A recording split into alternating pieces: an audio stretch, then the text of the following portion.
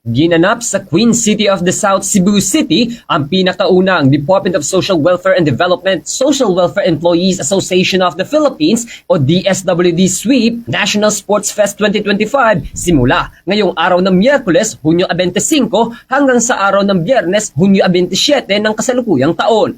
Ginanap ang nasabing National Sports Fest sa Area Vocational Rehabilitation Center 2 sa Kamomot Franza Road, Barangay Labangon, Cebu City kung saan ang lahat ng mga field offices ng DSWD ay sumali at naihati sa 5 mga clusters na ito ang Northern Luzon, Central Luzon, Southern Luzon, Visayas at Mindanao. Layunin ng event na mapabuti ang kalagayan ng kalusugan ng mga empleyado at mapabuti ang engagement at moral ng empleyado ng DSWD. Sa eksklusibong panayam ng Bombo Radio Cebu News Team, sinabi ni Rodolfo M. Santos, ang Assistant Secretary for Policy and Plans Group, na isa itong makasasayang kaganapan para bigyang pansin ng mga empleyado ng DSWD ang kalagayan nila sa pamamagitan ng masaya at aktibong pakikilahok sa iba't ibang palaro. Ilan sa mga sporting event ng Sports Fest ay ang basketball, volleyball, chess, table tennis at iba pa. Mag-aalok din ito ng mga papremyo sa mga nanalong clusters katulad na lang ng mga tropeyo at cash prizes sa parehong diwa